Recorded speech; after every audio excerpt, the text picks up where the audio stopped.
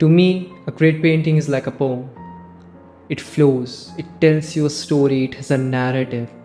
It tells you something in its personified or an allegorical form which defies what is art, how we perceive life. It goes beyond the dimensions of our own consciousness when an artist put their heart and soul onto that canvas or that sketch. And then we see. So the first painting I want to talk about is Soir Bleu. Soir Bleu literally mean blue evening. So here you could see that the setting of the painting is done in a very high class elite restaurant. We could see that people who are sitting there are elites, people who are above the ordinary class. And there is this one guy we see who stands out. You see, the mood of the painting in itself says that it's about isolation. It's about the pain of being different, or maybe the joy of being different. That completely depends upon how do you feel about the painting. You see people staring at him. You see that they are judgmental about everything our Joker is. And he looks moisturized, unbothered, and in his lane, right? The cigarette, which is a common factor among three people in here. We see that the elite class is very similar. They are not different, they are not differentiable. The only thing, the only person is our Joker. Now this painting is really special to me. It really tells me a story and I really love it. That one day you would be sitting in a room where you have to, and nobody would get you. Is that your fear, or is that something you'd love to have? It tells you a dilemma. Does the Joker is willingly sitting there, or does the Joker thinks that everybody else is a Joker but him? What does this painting mean to you? Because to me it means that it doesn't matter who you are. It doesn't matter that the Joker sitting there is differentiable from everybody else. What defines him is he doesn't care. He's just him. And I have found that when a man tries to despise his own real self, he becomes and starts despising everything around him. So here he is, despising nothing, enjoying himself, a life of his own. Now this painting is made by Mr. Edward Hooper. He is one of my favorite painters, and his primary theme is isolation in urban nature. By urban nature I mean in the cemetery jungle. One of his magnum opus is the Nighthawks. The Nighthawks deals with the same theme of isolation, of pain. Maybe he himself wouldn't have found that solace in isolation and solitude. Here you see that it is the initiation of that magnum opus. So the next painting that I want to talk about is one of my favorite paintings, Wanderer Above the Sea of Fog. It's made by Caspar David Friedrich. Now you can clearly see that the setting of this painting is of a journey. A man standing on a mountain looking at the sea of fog, where he could see nothing but only the peaks of the mountains and the shallow clouds. You cannot see anything which is below that mist. It is a very beautiful and actual representation of life. That how after a certain point everything becomes very ominous, becomes really mysterious. That you could just see, you could see only the surface. You could see only which goes above that surface. You are never able to reach and understand the depths of it. And maybe that is why you are able to have a journey. We could see that the composition of this painting is of leading lines. That you see that every single mountain and even the mountain on which he is standing leads our eyes to the protagonist. We see that he is standing and staring Now, if you have noticed, I haven't talked about what is the theme. So Mr. Frederick had a beautiful theme which is recurring in all of his artworks, which is the relation of human to the nature. All of his paintings represent that what is the dimension, what is our direct relationship with the nature. Here you could see a man standing as tall as a mountain and looking at everything else. In some of his other artworks, one of my favorite from him is Monk by the Sea, where we see a very tiny guy staring onto the sea, which looks like an abyss, and it really tells you how Friedrich Nietzsche said that do not fight with the monster, lest ye become a monster, because when you stare into the abyss stares back at you. Isn't that painting tells you that? It's just so beautiful. In all of his painting, he has this recurrent theme, and I would like you to go and read all of his paintings and try to understand that what he was trying to convey, that how either very belittle we are to the mother nature, or maybe the nature doesn't even matter if we do not exist, because it's with our relationship to it. It's like, what is God if there is no devotee? We never know, right? So the next painting I want to talk about is The Lovers, La Amates, a French word. It's made by René Magritte. Undoubtedly, it is my favorite representation of love in our contemporary times, where we see people on a very superficial level. We find that there is no depth to their character. We find they are nothing but a cloak which is shown to the world, and their real self is just hidden somewhere.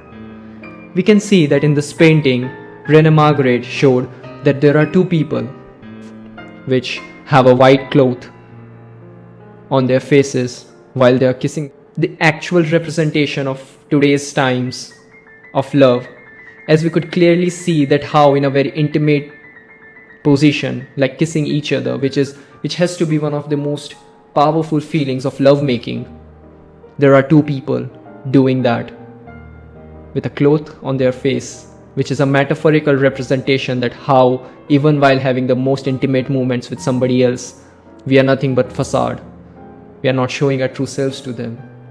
Maybe it could happen because we are fearful of being judged, or maybe we have just forgotten how to be real in itself in the world full of masses. Because Franz Kafka, when he said this beautiful thing, I was ashamed of myself when I realized life was a costume party and I attended it with my real face. Now this painting by René Magritte is one of my favorite paintings because he was a surrealist painter. Surrealism means which is in imagination, which tells you about your subconscious, which is not real. It does not happen. Nobody kisses somebody while having a white cloth, but it represents something. The white cloth represents something. These two people represent something.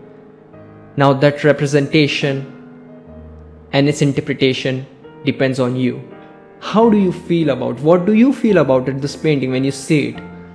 René Magritte has so many beautiful paintings of surrealism where he has compared and taken very different and weird things, combined them together, and then let the audience just go berserk on its interpretation. Like, what do you think of this? And you be like, oh my god, it's just ironical. Like, you see this painting, what is this? Irony? Or he's just making fun of us? Or he's just making fun of the general stupidity of the normal conscious human being? That how the crowd is just dumb. Or maybe he is just hiding behind the very white cloth where he says that, oh my god, I didn't know that you'd think like this. I'm just a surrealist painter. The next painting is Shakuntala by Raja Ravi Verma. Now the beauty of this painting lies in its simplistic and the joyful nature. Here we can see Shakuntala holding her leg and looking back in a jungle. But why is she doing that? Because she is looking at her lover who is departing from the place, and as she is too. Now how innocent is this act? Because she had to do it really nonchalantly, so nobody notices that she is looking at her lover and hiding it from everybody else at the same time.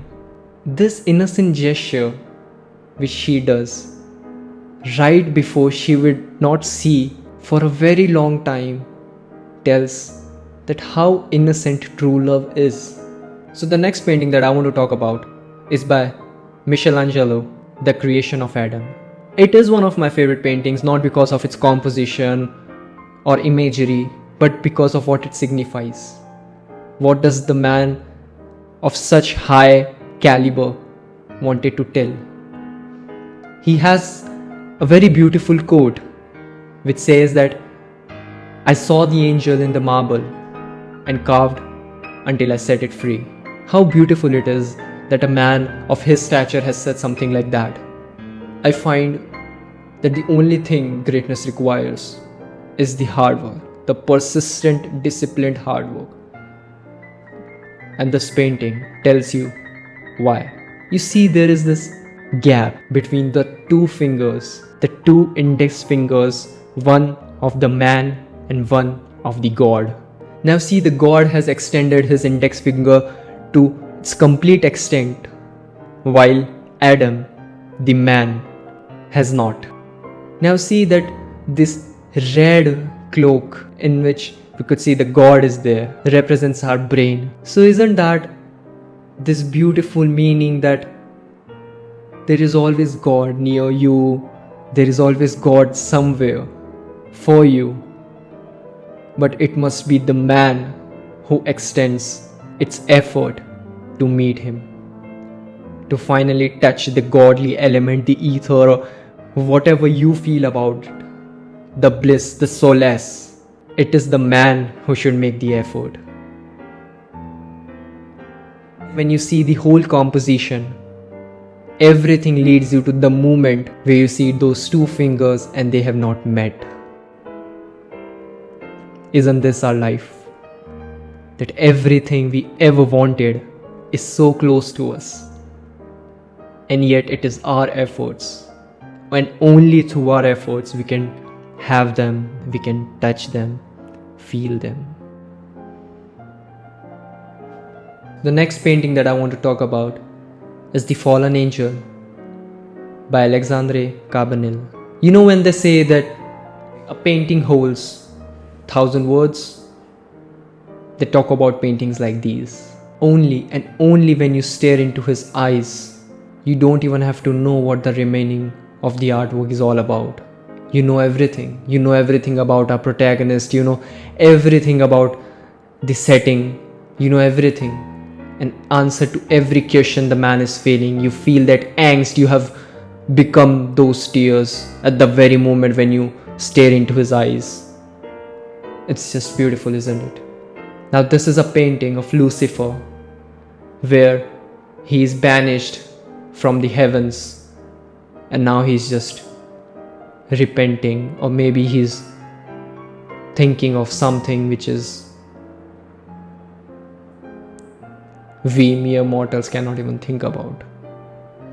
Maybe he's looking into something which he himself cannot define. While you see the remaining of the painting is set into a very beautiful tone. A blue paint is used, the heavens are showed, and while also you see the Lucifer has a very manly and masculine body, but those eyes, they speak louder than any words of angst can speak. This is the beauty. The next painting I want to talk about is a painting which do not have any meaning. Why? Because I don't think beauty accounts for reasoning. When you see something and you fall in awe, you don't think why you fall in awe. You just fall in awe. The next painting that I want to talk about is Rainy Season in the Tropics by Frederick Edwig Church. Now you see this painting. What shall I talk about this painting with you? Can't you just see and fall in love with this dream?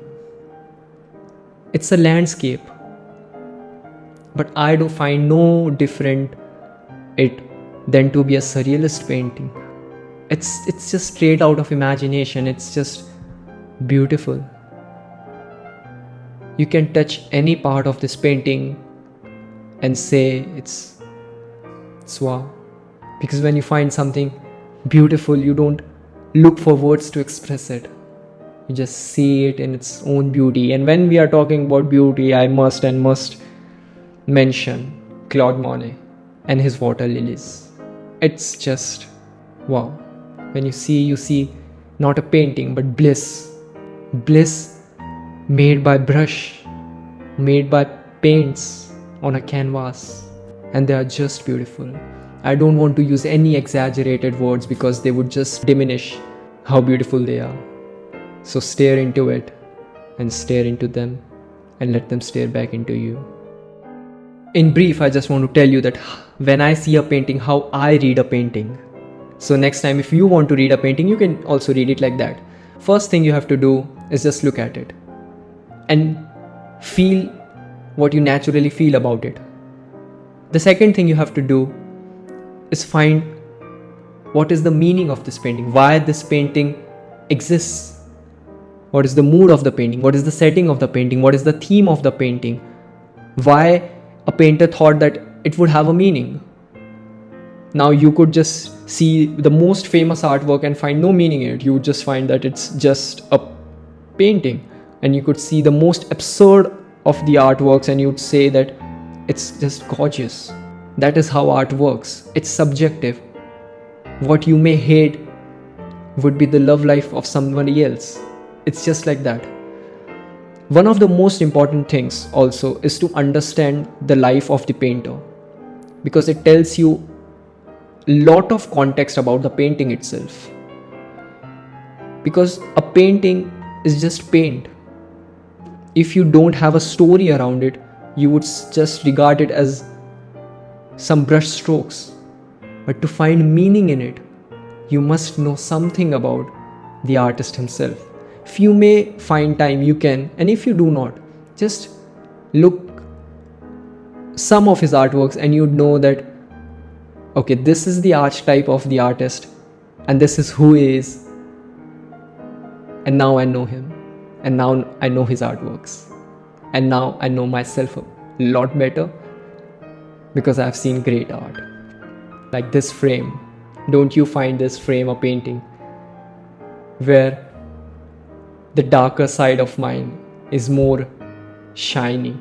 You could see the darker side of me more clearly, while the lighter side of me, the blue color which represents wisdom, is on a very lower note.